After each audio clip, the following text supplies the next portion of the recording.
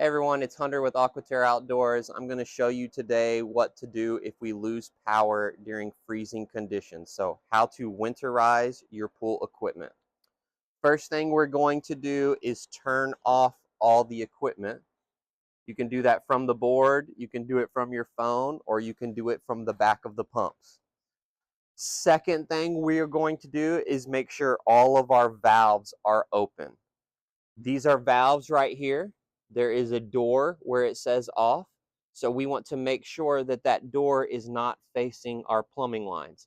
So we will turn the valves to where the off sign is not facing the plumbing line. So we are open here, open here, open here, open here. Now we need to open this guy. This is an actuator. There's a toggle switch on the back. So we'll toggle that switch. We don't want to do a complete 180. We're going to stop it at the midway point. That way both plumbing lines are open. So stop it right there. Next, we're going to move on to the suction side. Toggle the switch. It'll start turning. Same thing. We don't want to do a 180. We're going to stop it at the midway point. Now all of our valves are successfully open. All right, so after we have successfully toggled our actuator switches to be halfway open to where both plumbing lines are open, we want to kill our breakers. This is very important. Reason being, when you drain all your equipment, winterize it, you want to kill these breakers to make sure that your pumps do not turn back on and burn themselves up. Your pumps are hydraulic pumps. They are meant to suck water, not air. So you want to kill these breakers to protect your pool equipment to make sure it doesn't turn on while our equipment has been winterized.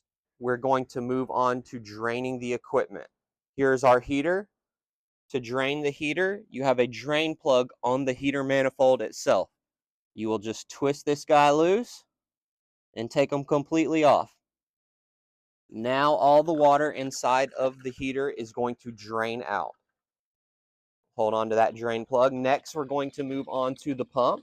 You have two drain plugs on the side of this type of pump right here. They could be positioned somewhere else if it's a different brand. Just undo these drain plugs. Also, we're going to take off our pot lid. And I usually just turn them upside down and leave it right there. Next, I'm going to move on to the filter.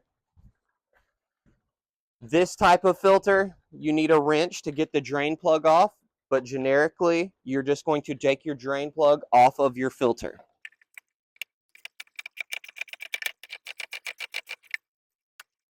Now all the water inside of the filter is going to drain out. You also want to open up your air relief valve at the top of your filter.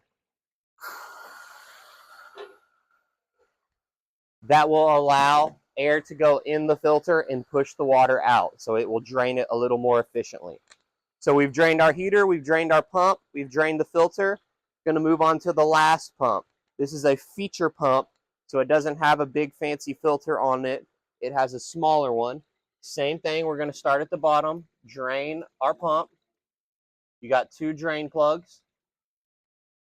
Again, some pumps are different. They could be positioned somewhere else on the pump, but they're all going to have some type of drain plug on the pump at some point. Take our pot lid off, turn it upside down. Now this filter is a little bit different, but same concept. We want to take off the air relief valve, so all the water inside of the filter drains out. This is a multi-cyclone filter, so notice how a lot of my water did not drop out. We didn't take a drain plug out of this filter, so the way you drain this one is you will turn this handle over here. Now air goes in, water goes out. Last thing, if you have a chlorinator, you just want to open it up and take the lid off, and that way all the water inside of the chlorinator drains out. Now you have successfully winterized your equipment. All the water inside of your pipes and plumbing should now have sunk to ground level and will be insulated within the ground. There is no longer water inside of your pumps, your filter, or your heater, so they cannot freeze, expand, and break.